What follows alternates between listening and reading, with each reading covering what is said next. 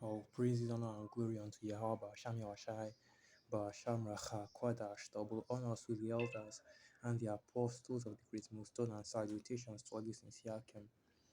And I want to make some corrections to the previous video I did, right? Let us have sound doctrine. Because in the video I said that I wasn't sure about the new false doctrine that Sikari has been peddling. And I also said that it had to be something about Esau Edom, right? But after a after looking it up, I just remembered what it was, and they were saying that Gog and Magog not only were they saying that Gog and Magog is the same place or the same people. They were also saying that after this kingdom, right, after Esau Edom falls and Aloja Awashai begins to rule on the earth. And let me get that precept. Let me start with that. Revelation 21, verse 1. And I saw a new heaven and a new earth, for the first heaven and the first earth were passed away, and there was no more sea. And what this refers to is the new heaven refers to the kingdom of our Lord Yahushua, and the old heaven and the old earth refers to, of course, the kingdom and the rulership of Esau Edom. And that, of course, will be passed away when our Lord Yahushua comes into rulership. And basically, what they were saying is that after this period, where the scriptures tells you that our Lord Yahushua will come into power, there will be a new heaven and a new earth, and his rulership will be eternal. The saints of the Most High shall possess the kingdom and take it forever, even forever and ever. Then you have the Sikari coming out and saying, well, oh well, after a certain amount of time, right, that Gog and Magog will eventually take over the kingdom and will come into rulership.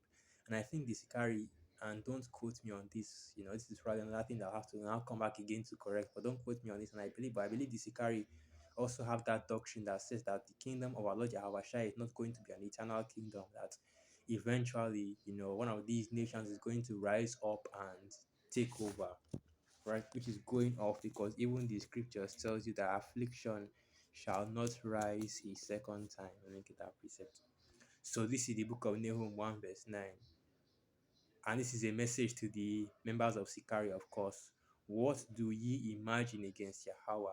He will make an utter end of Esau, Edom, an utter end of our oppression, an utter end of the hell that we're catching on this side. Affliction shall not rise up the second time. Right.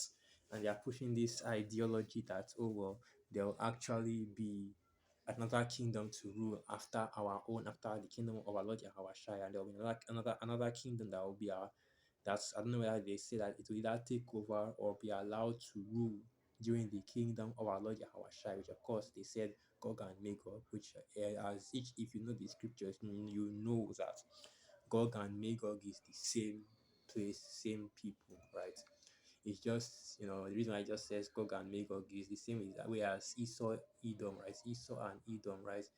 The hairs of his hair was white like wool, even white like snow. Basically, it's a simile. When you say Gog and Magog, the term of speech is called simile. When you say something is smooth like butter, you're not saying it is butter, you're saying the texture of it is similar to butter. So what Gog and Magog is a simile. So Gog is similar to Magog. In fact, they are interchangeable. Okay, that's why the scriptures use used or said it in that way.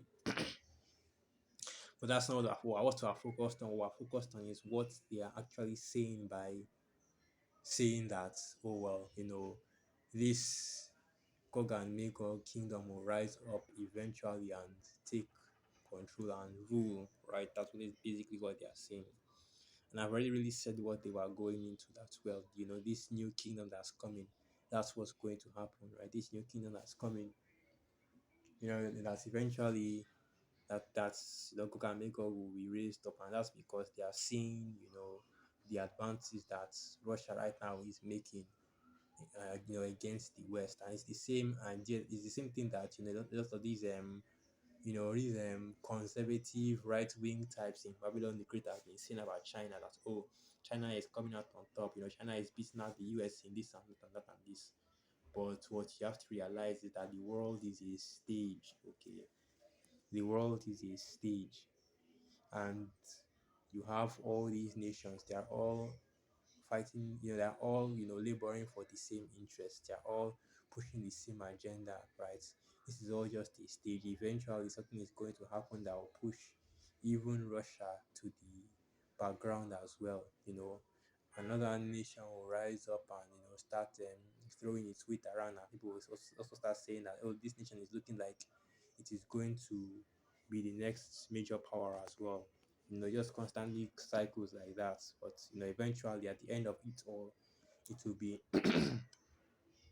the Israelites, the so-called Negroes, Latinos, and Native American Indians that will be in power. And the issue is, and it was really one person in the Sikari, Assad, right? If I'm saying his name correctly, that said that. And the issue is that you're using the men's wisdom as the scriptures say. Let me see if I can get that. You're using men's wisdom as the scriptures say, rather than the wisdom of the Most High, Yahweh Hashem Yahshua, which is in the scriptures. It doesn't matter how influential and powerful Russia or China or whatever nation gets. It doesn't matter, how they look like they are going to, how much better than Babylon the Great or how much stronger than Babylon the Great they look, right? At the return of our Lord Yahweh Shai, they will all still be destroyed all the same. No matter how much power they accrue or how victorious they are looking or how good they are looking. We're not scared of these nations. We're not scared of these heathen and what they can do because they can't do nothing.